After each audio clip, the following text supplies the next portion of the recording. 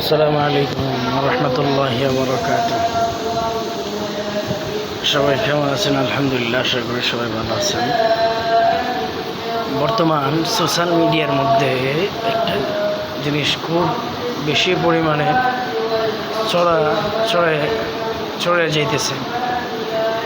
যে বিষয়টা হলো যে নরসিংদী এক মাদ্রাসায় এক উস্তাদজি তার ছাত্রকে গোসল করার জন্য ফিটাইছে। তো পিটানোর পরে এই জিনিস লইয়া অনেক আম পাবলিক বলতেছে যে এরকম উস্তাদজিদেরকে ফাঁসির কাস্টে ঝুলানোর দরকার। আবার অনেকজনে বলতেছে যে এরকম উস্তাদজি জানোয়ার, মানুষ না, এই অনেক কিছু বলতেছেন অনেকজন। হ্যাঁ, ঠিক আছে, একজন উস্তাদজি এরকম কাজ করতে পারে না, এরকম কাজ করছে, এটা আমাদের সোশ্যাল মিডিয়াতে দেখা আমাদেরই খুব কষ্ট লাগছে।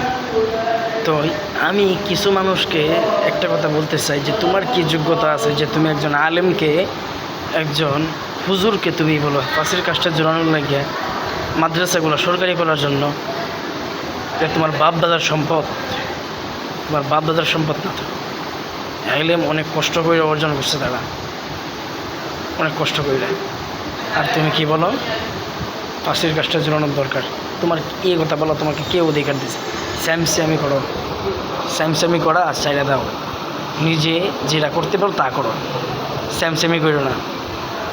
এগুলো বললেই এখন দোষ, এই মিয়া আপনি ফালতু, এই সেই, অনেকে গালিগালাজ করবো আমার এই কথাগুলো বলার জন্য।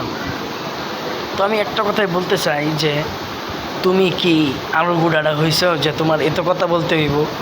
তোমার চাইতে বড় আলু বুড়া নাই, বড় বড় আলেম নাই, তারা কি দেখে নাই? তোমার সাথে বড় মানুষ আর নাই, তারা তো কিছু বলে নাই। তুমি কি হয়ে গেছো যে তোমারই বলতে হবে? তুমি এগুলো সব কিছু দেখবা?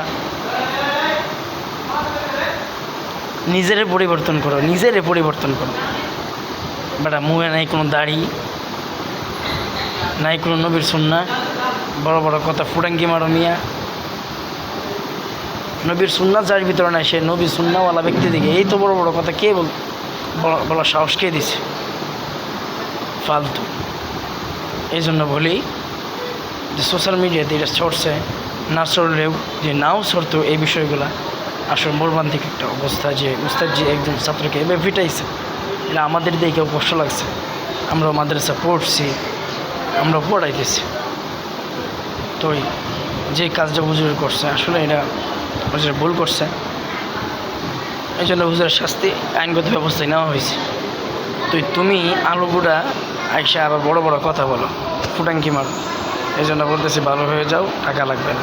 আসসালামু আলাইকুম।